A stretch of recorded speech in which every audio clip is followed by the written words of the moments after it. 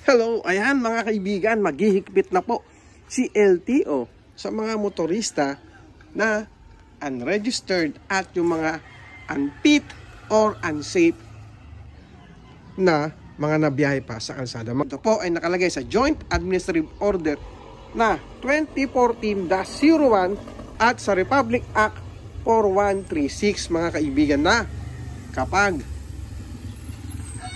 po tayo na huli na unregistered ay maaari na pong ma-impound ang ating mga motor. Una mga kaibigan, sa ngayon kasi yung iba ay hindi po na-impound. Okay?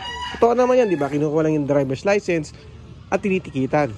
Pero starting August 2025, maghihigpit na po ng gusto si LTO sa mga unregistered at sa mga unfit or unsafe na motorista. Nang kapag putpud na yung gulong, dapat i-check yung mabuti kung putpud na yung gulong natin. May mga basag or basag na yung mga fairings natin. Mga unsafe na po yan. Tapos yung mga nakahang na yung mga ibang parts. Halimbawa, mayroon kang mini driving light na nakahang na dito, or yung mga ibang wiring na nakalabas. Maaari po yan na magkaroon ng violation. At ang mabigat yan mga kaibigan, pwede ding ma-impound ang motor mo. Ito po ay sabi ni Atty. Vigor Mendoza ng LTO na may impound yan kung iyan ay unsafe na. Kasi nga po, ang iniisip nila ay yung kaligtasan ng mga motorista, pati po ng ibang tao.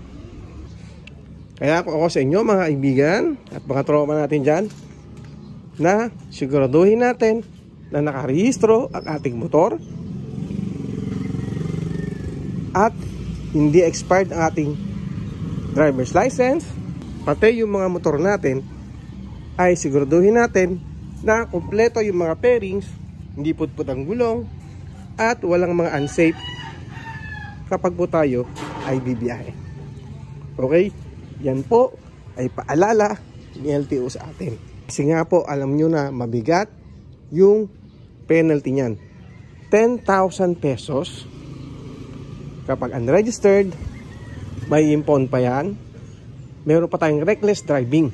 Ngayon, bago mo makuha yung motor mo, bago mo siya matubos, kailangan mo munang bayaran yung 10,000, yung 2,000, kailangan mo pang iparehistro muna yan. Kung hindi mo makaparehistro, hindi mo rin makukuha yung motor mo sa impounding area. Siyempre, mas mabigat po yun at dagdag gastos din yun. So, magkano lang naman yung parehistro? Aabot lang ito ng 1,500, pinakamahal na siguro kung ikaw mismo yung maglalakad. Ngayon, kung expired naman, yung rehistro mo, mag-a-additional ka na ng 120 pesos sa penalty.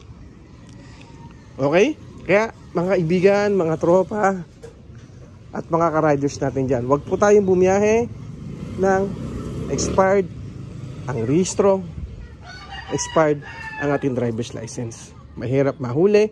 At ngayon, sabi ko nga sa inyo, starting August 2025, maghihigpit na po sila.